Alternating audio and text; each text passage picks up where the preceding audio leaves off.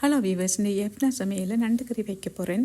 அதுக்கு இங்கே வெண்ணெயை விட்டு போட்டு அதுக்கு கடுகு, சீரகம், வெந்தயம் எல்லாம் போட்டு நல்லா சூடாகி வர அதுக்குள்ளே இனி வெங்காயம், பச்சை மிளகாய், கருவேப்பிலை, உள்ளியில் நசிச்சு வச்சுருக்கிறேன் நண்டு கறிக்கு. இப்போ இதெல்லாம் கொஞ்சம் இப்படி கணக்க போட வேணும்.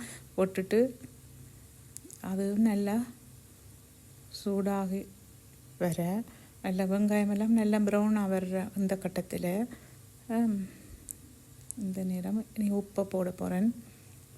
இந்தளவு உப்பு, இந்த கரண்டியால் 2 கரண்டி உப்பு, கல் உப்புன்றபடியாக நீ பார்த்து போடலாம்.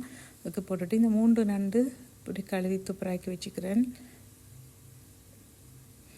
நீ மஞ்சளும் போட போகிறேன்.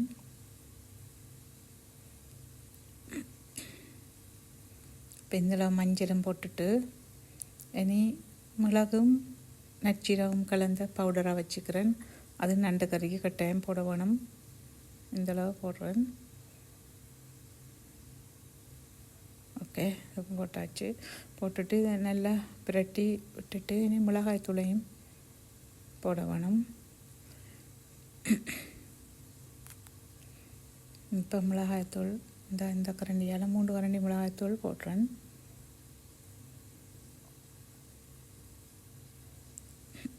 இனி எல்லாத்தையும் சேர்த்து நல்லா பிரட்டி விட்டுட்டு புளியை விடணும். புளி ஒரு அளவான கொஞ்சம் புளி தான் விடணும். நண்டு கணவாக்கி அப்படித்தான் விடுறேன்.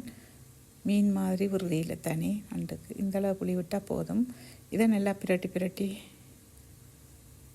விட்டுட்டு இனி 1 கப் தண்ணி விட போகிறேன். இந்தளவு தண்ணி விட்டால் போதும். நல்லா இது கொதிச்சு வர தேங்காய் பாலையும் விடுறேன்.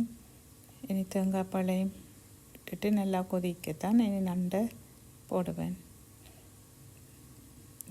இந்த 3 நண்டையும் இதுக்குள்ளே போட போகிறேன்.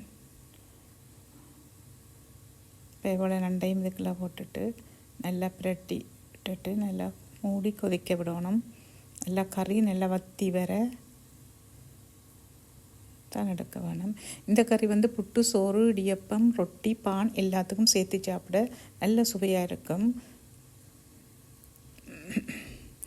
இப்போ கொதிச்சு கொண்டு வருது. இந்த நேரத்தில் இப்போ கருவேப்பிலை அதுகளையும் போடலாம். இந்த வீடியோ பிடிச்சிருந்தால் லைக் பண்ணுங்க, ஷேர் பண்ணுங்க, கமெண்ட் பண்ணுங்க, சப்ஸ்கிரைப் பண்ணுங்க. ஓகே, பாய், தேங்க்யூ.